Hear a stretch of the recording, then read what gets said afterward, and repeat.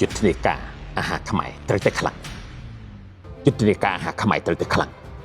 នឹងប្រព្រឹត្តទៅនៅថ្ងៃទី17 18 19ខែកក្កដាឆ្នាំ2026នៅសាលតាំងពិព័រណ៍កោះពេជ្រកម្មវិធីនេះមិនមែនជាពិព័រណ៍ធម្មតាទេវាគឺជាវេទិកាជាតិដ៏សំខាន់មួយវាគឺជាចលនាសេដ្ឋកិច្ចដ៏សំខាន់មួយវាគឺជាការដាស់ស្មារតីជាតិដ៏សំខាន់មួយវាគឺជាការប្រមូលផ្ដុំកម្លាំងខ្មែរដើម្បីអាហារខ្មែរទៅកាន់ពិភពលោកបាននៅទីនេះនឹងមានកម្មវិធីធំៗ4ក្នុងគោលដៅតែមួយទី1ពិព័រណ៍ពាណិជ្ជកម្មទីផ្សារអាហារកម្ពុជាដើម្បីបង្ហាញផលិតផលអាហារខ្មែរម្ហូបខ្មែរភេសជ្ជៈខ្មែរនិងអាជីវកម្មអាហារខ្មែរទៅកាន់ទីផ្សារធំជាងមុន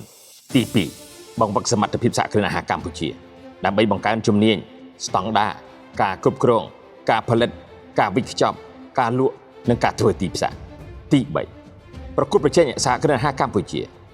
ដើម្បីបង្ហាញសមត្ថភាពគំនិតច្នៃប្រឌិតគុណភាពនិងភាពខ្លាំងរបស់សហគ្រិនខ្មែរទី4កំសាន្តសិល្បៈនិងវប្បធម៌អាហារកម្ពុជាដើម្បីបង្ហាញថាអាហារខ្មែរមិនត្រឹមតែឆ្ងាញ់ទេប៉ុន្តែមានព្រលឹងមានវប្បធម៌និងមានមោទនភាពជាតិ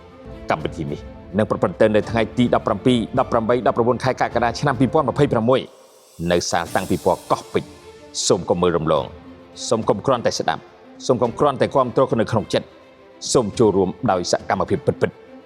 ព្រោះប្រទេសជាតិយើងខ្លាំងគឺចាប់ផ្ដើមពីប្រជាជនខ្លាំងសេដ្ឋកិច្ចខ្លាំងគឺចាប់ផ្ដើមពីការគាំទ្រគ្នាទៅវិញទៅមកខ្លាំងអាហារខ្មែរខ្លាំងគឺចាប់ផ្ដើមពីយើងទាំងអស់គ្នា